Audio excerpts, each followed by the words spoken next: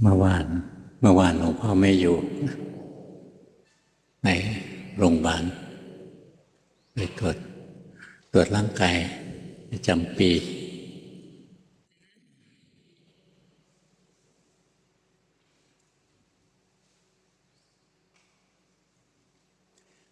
ธรรมะมันไม่ใช่ว่าเราต้องเรียนทุกวันนะแต่เราต้องปฏิบัติทุกวัน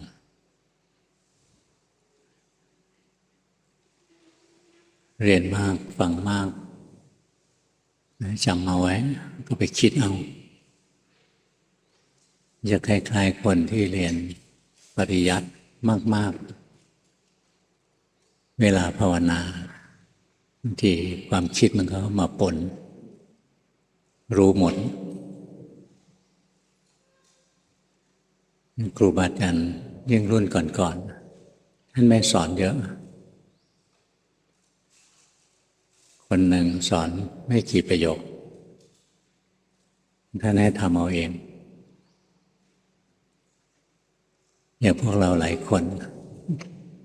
ช่างคิดช่างสงสัยแล้วก็เที่ยวหาคำตอบถามเจอครูบาอาจารย์ก็ถามอยู่นั้นนะจะเค้นเอาธรรมะให้ได้ธรรมะมันไม่ได้มาด้วยการคิดเอาเองหรือด้วยการถามเอามันได้มาด้วยการสังเกตตัวเองนะเรียนรู้ตัวเองคิดมากก็สงสัยมากสงสัยมากก็ถามมากถามมากก็เอาไปคิดมากอีกแล้วก็วนกลับมาสงสัยมากอีกเราต้องกล้าหาญตัดวงจรอันนี้ให้ขาดแต่ที่จะต้องคิดมากนะให้รู้สึกเอาร่างกายเราเคลื่อนไหวก็แค่รู้ร่างกายยืนเดินนั่งนอนก็รู้ร่างกายหายใจออกร่างกายหายใจเข้าก็รู้เอามันไม่ได้รู้ยากมันรู้ได้ทุกคนอยู่แล้วอย่างขณะนี้เรารู้ไหมว่าเรากำลังนั่งอยู่ไม่เห็นมันจะยากตรงไหนเลยหรือขณะนี้เราหายใจออกหรือเราหายใจเข้ามันยากไหมที่จะรู้นะมันไม่มีอะไรยากเลยมันยากเพราะละเลยไม่สนใจจะรู้คิดว่าการปฏิบัติธรรมนะต้องมีอะไรลึกลับซับซ้อนมากมายต้องควบคุมจิตอย่างนั้นต้องเดินในท่านี้นั่งก็กำหนดอย่างนั้นอย่างนี้จะหายใจถ้ามีลมกระทบเท่านั้นเท่านี้จุดเดินจุดจะเดินจงกรมแต่ละก้าวต้องกำหนดยังไงไม่คิดมากเกินไปพระพุทธเจ้าสอนธรรมะนะเรียบง่ายเราได้ผลจริงส่วนที่เราไปทำอะไรพลุงพลังมากมายนะมันเกิดจากความคิดว่าการปฏิบัติธรรมต้องทำอะไรที่ไม่เหมือนมนุษย์ธรรมดาเราต่างกับคนธรรมดานิดเดียวเท่านั้นคือเราไม่ได้มัวแต่สนใจสิ่งอื่นนะไม่สนใจออกไปข้างนอกเราสนใจที่จะมาคอยรู้สึกกายรู้สึกใจตัวเองแค่นั้นเองไม่มากกว่านั้นทุกคนสามารถรู้สึกได้แต่ละเลยที่จะรู้สึกอย่างร่างกายเราที่กี้เล่าแล้วนะที่กี้พูดให้ฟังแล้วร่างกายเรานั่งอยู่นะขณะนี้นั่งอยู่ก็รู้ว่านั่งอยู่ไม่ใช่นั่งอยู่แล้วก็ใจลอยไปที่อื่นหรือนั่งอยู่แล้วก็บังคับจะต้องนั่งตัวตรงเป๊ะต้องนั่งท่านั้นต้องนั่งท่านี้นั่งแล้วจะเอามือวางไว้ตรงนั้นตรงนี้ฟุ้งซ่านพระพุทธเจ้าสอนง่ายๆนะว่าภิกษุทั้งหลายให้เธอคูบัลลังก์ที่นั่งขัดสมาธิ ทำไมต้องนั่งขัดสมาธิเพราะพระสมัยโบราณไม่ได้มีเก้าอี้นั่งเก้าอี้เนี่ยมันของคนจีนคนไทยคนอินเดียอะไรนะไม่มีเก้าอี้นั่งนะยกเว้นพวกเจ้าพวกมหาราชาพวกอะไรนะมีบัลลังก์นั่งคนทั่วไปนั่งพื้นแล้วถ้านั่งพื้นที่มั่นคงที่สุดนะนั่งสบายที่สุดไปนั่งขัดสมาธิอย่างบางคนนั่งพับเพียบนะนั่งพับเพียบนานๆกระดูกสันหลังเสียมันคดไปหมดท่านเลยบอกให้นั่งขัดสมาธิภิกษุทั้งหลายให้เธอคุกนั่งขัดสมาธิดำรงสติเฉพาะหน้าดำรงสติเฉพาะหน้าหมายถึงอยู่กับปัจจุบันมีปัจจุบันพออยู่กับปัจจุบันเป็นยังไงก็รู้เนื้อรู้ตัวอยู่กับปัจจุบันหายใจออกก็รู้หายใจเข้าก็รู้รู้ได้ไหมต้องทำอะไรเป็นพิเศษไหมถึงจะรู้ว่าตอนนี้หายใจออกหรือหายใจเข้าไม่ต้องทำอะไรตอนนี้หายใจออกหรือหายใจเข้าใครๆมันก็รู้ได้นี่แทนที่เราจะหายใจออกก็รู้หายใจเข้าก็รู้เน้นที่ความรู้สึกตัวเราก็บางคนก็ไปเน้นว่าหายใจแล้วต้องกระทบจุดนั้นจุดนี้ไล่ขึ้นไล่ลงไปเรื่อยพระพุทธเจ้าก็ไม่ได้สอนอย่างนั้นสอนอย่างนั้นหรือภิกษุทั้งหลายยืนอยู่ก็รู้ยืนอยู่ก็รู้ชัดว่ากำลังยืนอยู่เดินอยู่ก็รู้ชัดว่ากำลังเดินอยู่นั่งอยู่ก็รู้ชัดว่ากำลังนั่งอยู่นอนอยู่ก็รู้ชัดว่ากำลังนอนอยู่ไม่เห็นมันจะยากตรงไหนเลยที่จะรู้ว่าตอนนี้เรานั่งอยู่หรือตอนนี้เรานอนอยู่หรือตอนนี้เราเดินอยู่เห็นไหมว่าธรรมะจริงๆนะเรียบง่ายมากเลยการที่เราหายใจออกเรารู้สึกหายใจเข้ารู้สึกเรายืนเราเดินเรานั่งเรานอนเราคอยรู้สึกบ่อยๆแล้วสิ่งที่จะได้มาคือสติเวลาเราขาดสติร่างกายหายใจออกหรือหายใจเข้าเราก็ไม่รู้เวลาเราขาดสตินะจะยืนอยู่หรือเดินหรือนั่งหรือนอนอยู่ก็ไม่รู้มันลืมตัวเองไปในการที่เราคอยรู้สึกร่างกายหายใจออกร่างกายหายใจเข้าร่างกายยืนเดินนั่งนอนรู้สึกบ่อยๆแล้วสติมันจะเกิดจิตใจจะไม่หลงลืมตัวเองเพราะเราต้องฝึกนะจนเราได้เครื่องมือในการปฏิบัติธรรมที่สำคัญคือสติพอเรามีสติแล้วเนี่ยทีแรกเราอาจจะเริ่มจากรู้สึกร่างกายนะจนกระทั่งจิตใจรู้เนื้อรู้ตัวไม่หลงแล้วเราก็เดินปัญญาอาจจะดูกายต่อไปเลยก็ได้อย่างเรานั่งอยู่อย่างเงี้ยเรารู้ว่าร่างกายมันนั่งอยู่ตอนนี้ร่างกายนั่งเราเดินปัญญาต่อไปเห็นไหมร่างกายนั่งอยู่เนี่ยเป็นของถูกรู้ยากไหมที่จะรู้ว่าร่างกายที่นั่งอยู่กำลังถูกรู้อยู่นะไม่เห็นจะยากตรงไหนเลยงั้นหลวงปู่ดูลย์ท่านบอกการปฏิบัติไม่ยากยากเฉพาะผู้ไม่ปฏิบัติแทนที่จะคอยรู้สึกตัวนะร่างกายหายใจก็รู้ร่างกายยืนเดินนั่งนอนก็รู้มัวแต่ไปรู้เรื่องอื่นหรือไปคิดมากคิดโน้นคิดนี่ไปแต่ท่านคิดว่าการปฏิบัติจะต้องทำอะไรไม่ต้องทำอะไรมากทำตามที่พระพุทธเจ้าสอนไว้ก็พอแล้วงั้นอย่างเราหายใจออกเรารู้หายใจเข้าเรารู้แล้วต่อไปจิตใจมันจะอยู่กับตัวเองหรือเรายืนเดินนั่งนอนเรารู้นะต่อไปพอเราอยู่ในอิริยาบถอะไรนะพอมันหลงไปเนี่ยมันจะหลงไม่นาน แป๊บเดียวก็จะกลับมารู้ละร่างกายเคลื่อนไหวเรารู้ร่างกายหยุดนิ่งเรารู้บ่อยๆต่อไปพอเราขาดสตินะแล้วร่างกายเราขยับนิดเดียวสติเกิดเลยรู้ตัวขึ้นมาเมื่อกี้หลงไปละลืมตัวเองลืมรู้ลมหายใจลืมรู้อิริยาบถ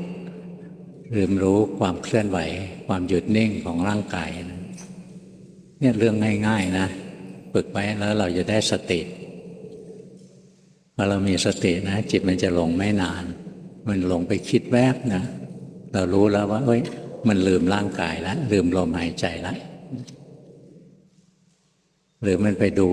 นะเห็นอะไรสวยๆถูกถูกใจไปดูแล้วเราจะรู้สึกขึ้นมานะว่าเอ๊ะมันลืมรู้ลมหายใจแล้วหรือลืมรู้ยืนเดินนั่งนอนแล้วหรือลืมรู้ความเคลื่อนไหวหรือการหยุดนิ่งของร่างกายไปแล้วเพราะการที่เรามีสตินะคอยรู้สึกร่างกายหายใจร่างกายยืนเดินนั่งนอนร่างกายเคลื่อนไหวหยุดนิ่งบ่อยๆมันจะทำให้เราหลงสั้นลงเรื่อยๆไม่หลงนานจะกลับมารู้สึกตัวเองได้ง่ายขึ้นบางคนไม่ชอบที่จะเริ่มจากการรู้กาย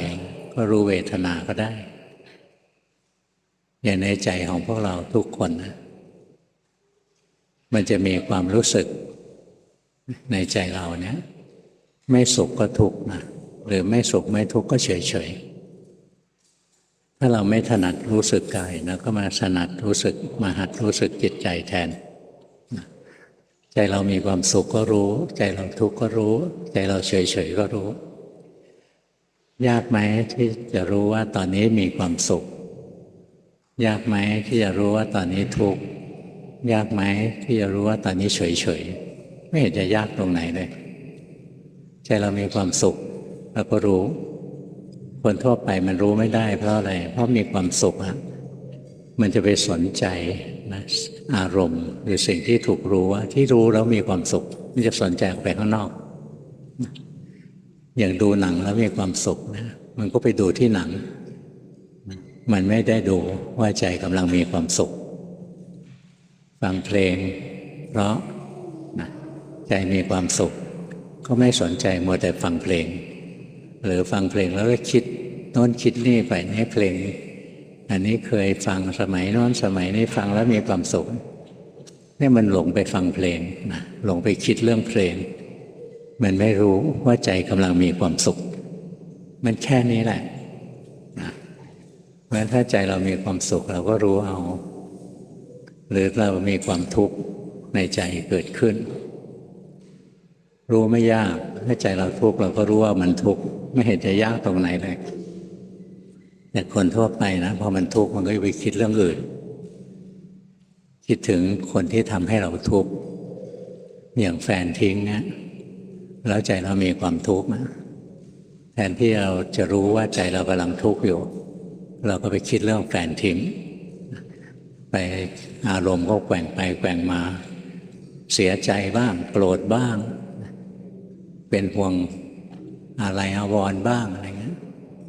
มัวแต่หลงไปเรื่องแฟนไม่รู้ว่าตอนนี้กำลังมีความทุกข์เห็นไหมคนทั่วไปมันจะไปรู้ข้างนอกรู้สิ่งอื่นไม่ยอมรู้เข้ามาที่จิตใจตัวเองหรือไม่ยอมรู้ที่ร่างกายตัวเองมัวแต่สนใจอย่างอื่นนะหรือบางคนรู้สึกว่าดูสุขทุกข์เฉยๆนะมันน้อยไปไม่ถูกใจเราก็มาดูใจที่เป็นกุศลบ้างอกุศลบ้างใจที่เป็นกุศลนะอย่างเรามีศรัทธาอยากฟังธรรมขึ้นมานะเนี่ยเรามีฉันทะที่อยากปฏิบัติธรรมพอใจที่ได้ปฏิบัติเรามีวิริยะคือมีความขยันหมั่นเพียรที่จะต่อสู้กับกิเลสตัวเองที่จะพัฒนากุศลของตัวเองเนี่ยสิ่งเหล่านี้ก็เป็นกุศลทั้งสิ้นเลยถ้าเรามีสติเราก็รู้ว่าตอนนี้นะเรามีฉันทะเราอยากฟังเทศ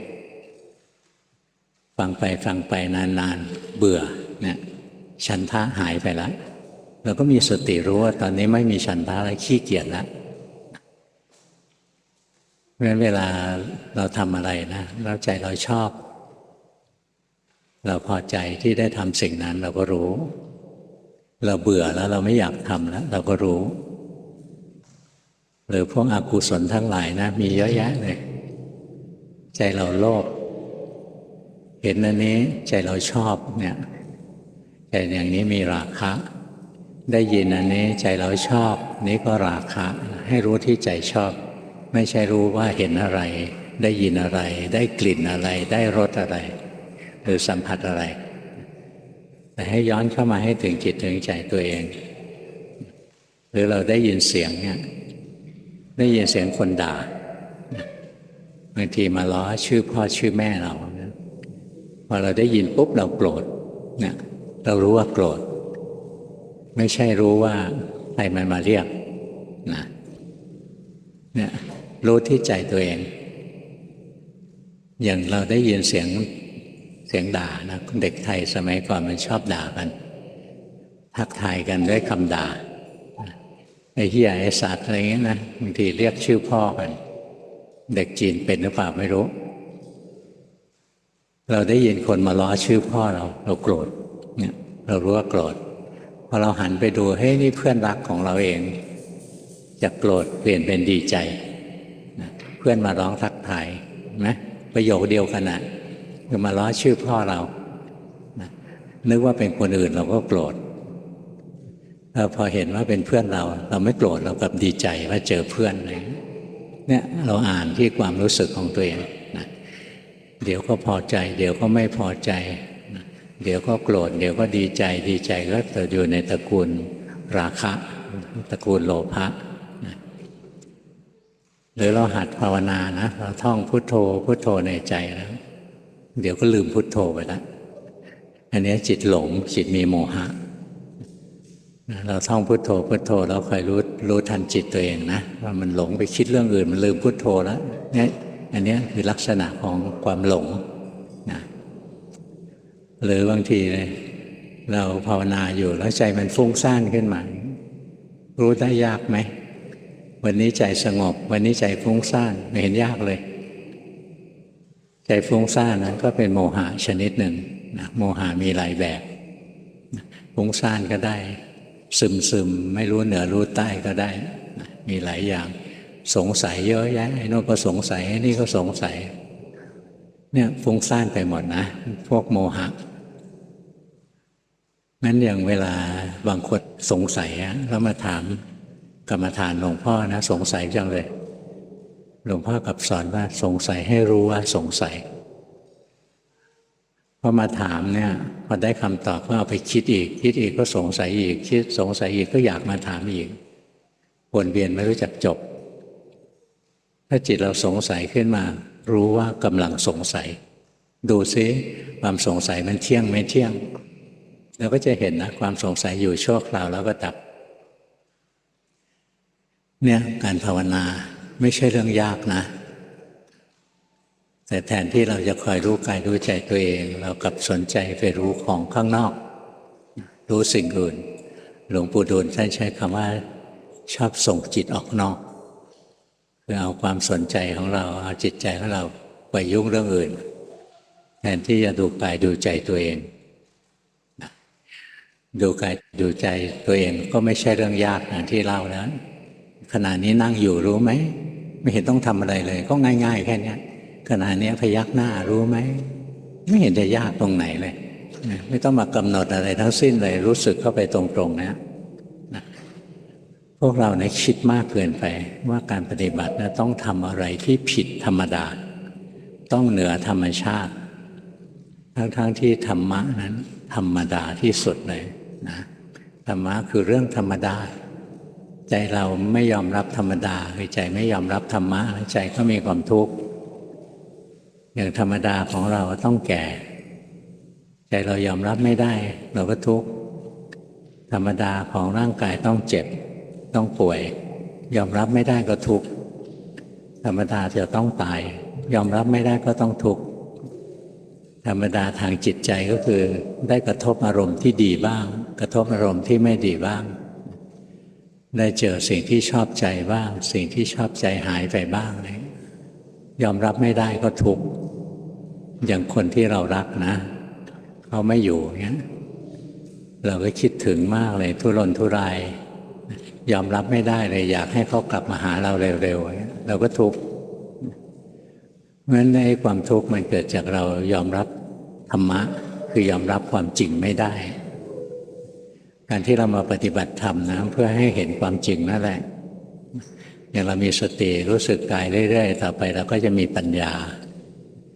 เห็นว่าร่างกายจริงๆนะมันถูกความทุกข์บีบคั้นอยู่ตลอดเวลาร่างกายที่เราต้องหายใจออกหายใจเข้าก็เข้าหายใจอย่างเดียวมันทุกข์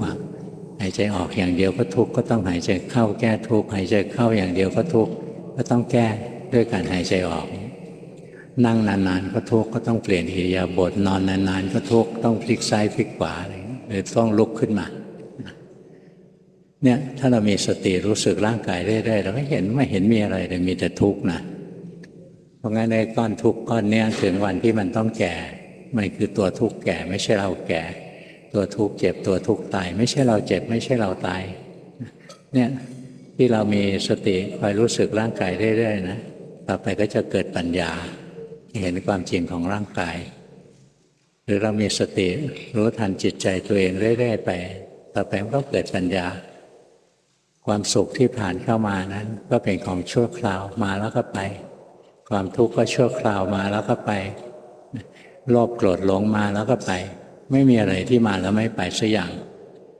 การที่เรามีสติแล้วรู้ทันใจตัวเองเรื่อยๆเราก็จะเห็นความจริงของมันสุขทุกข์ดีชั่วทั้งหลายที่ผ่านเข้ามานะอยู่ชั่วคราวแล้วก็ดับทั้งสิ้นเลยในโลกคนมันหิวความสุขนะดิ้นรนหาความสุขเราภาวนาเรารู้เลยความสุขมันก็ของหลอกๆให้เราวิ่งหรือบางคนก็เกลียดความทุกข์นั่งแล้วมีความทุกข์ไม่ชอบเลยนะทั้งที่ความทุกข์มันมาแล้วมันก็ไปเหมือนกับความสุขนั่นแหละหรือกุศลอกุศลทั้งหลายมันมาแล้วมันก็ไปอย่างอยากฟังเทศแล้วก็ต่อมาก็ขี้เกียจฟังเทศอยากใส่บาตรแล้วขี้เกียจไม่อยากใส่แล้วอะไรเงี้ยเนี่ยใจมันพลิกไปพลิกมามันกลับกรอกไปมา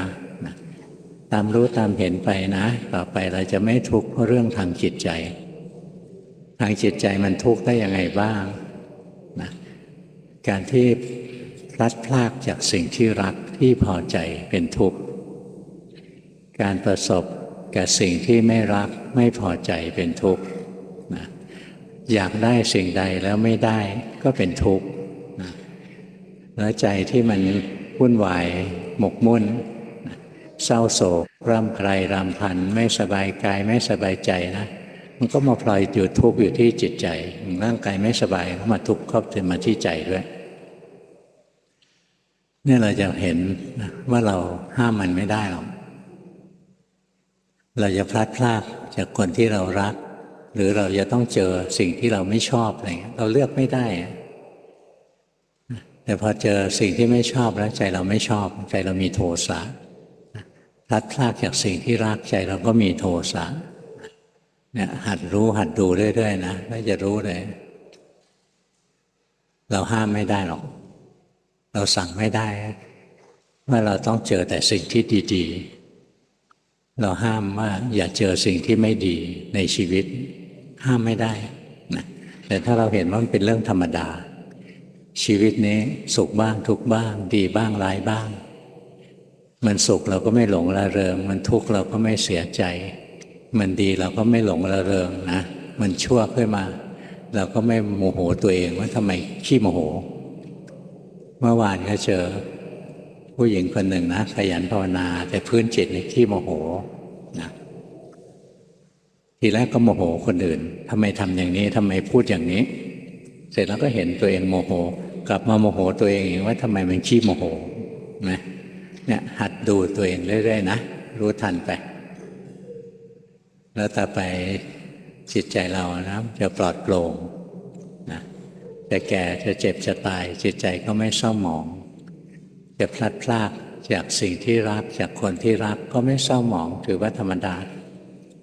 อย่างพ่อแม่เราตายไปหรือลูกเราอยู่ๆรถชนตายไปอะไรเงี้ยคนทั่วไปก็เสียใจเป็นปีนะอย่างลูกตายนี่เสียใจเยอะเสียใจนานลูกรักแต่เราภาวนาเราก็เห็นความเสียใจมันก็ของธรรมดาลูกอยู่กับเรามันก็อยู่ชั่วคราวมีไหมที่ลูกอยู่กับเราตลอดเวลาไม่มีหรอกนะโตขึ้นก็ต้องไปทำงานไปมีครอบครัวอยู่มีลูกมีเมียของมันเองอะไรเงี้ยก็ไม่ได้มาอยู่กับเราตลอดเวลาอะไรที่อยู่กับเราตลอดเวลาจนวันตายลมหายใจของเรานะอยู่กับเราทั้งวันนะถ้าลมหายใจหมดไปเมื่อไหร่ก็ตายจบกันตัวนั้นงั้นถ้าเราไม่มีคนอื่นเป็นเพื่อนเราต้องอยู่คนเดียวนะเราอยู่กับลมหายใจไปก็ได้อยู่กับการมีสติรู้สึกกายรู้สึกใจไปชีวิตจะไม่เงียบเหงาไม่ว้าเหวไม่ว่าอะไรจะเกิดขึ้นในชีวิตเราจะมีความสุขมีความสงบนะอย่างตอนหลวงพ่อตอนปี59เป็นมะเร็งต่อมน้ำเหลืองไปนอนโรงพยาบาลทั้งหลายเดือนนะแล้วก็ทุกวันหมอจะมาวุ่นวายพยาบาลจะมาเจาะโน่นเจาะนี่เจ็บตัวทั้งวันนะกลางคืนจะนอนพอเริ่มหลับเราคนแก่มันก็จะหลับยากนิดนึงหรือหลับงีบหนึ่งแล้วจะหลับอีกเนี่ยไม่ค่อยหลับแล้วพอกำลังหลับนะพยาบาลมาเรียกละจะวัดความดันมันจะวัดอะไรนักหนานะเนี่ยถูกกวนทั้งวันทั้งคืนนะในใจมันสบายใจมันก็มีความสุขนะไม่เห็นร่างกายมันเจ็บแต่ใจมันเฉยเนี่ยเราฝึกนะต่อไปเราจะเจ็บป่วยเฉพาะร่างกายแต่ความเจ็บปวดทั้งหลายมาไม่ถึงใจเราหรอกงั้นชาวพุทธทั้งหลายนะพระพุทธเจ้าบอกว่าจะไม่เหมือนคนทั่วไปคนทั่วไปพอร่างกายเจ็บป่วยนะจิตใจจะเป็นทุกข์ด้วยอย่างเราเคยเจริญสติรู้ความจริงของร่างกายรู้ความจริงของจิตใจไปร่างกายเจ็บป่วยจิตใจไม่เจ็บป่วยนะค่อยๆฝึกเอานะธรรมะถามคนอื่นก็ไม่ได้เรื่องหรอกมัวแต่อ่านมัวแต่ฟังมัวแต่ถามไม่ได้ดูของจริงก็คือไม่ได้ลงมือปฏิบัติหรอกนะต้องลงมือดูของจริงนะแล้วการดูของจริงดูกายดูใจก็ไม่ใช่เรื่องยากนะใครๆก็รู้ได้มันแค่ละเลยที่จะรู้เท่านั้นมัวแต่สนใจของข้างนอกไม่คอยมันละเลยไม่คอยรู้กายรู้ใจของตัวเองนะวันนี้เทศน์ให้ฟังเท่านี้นะ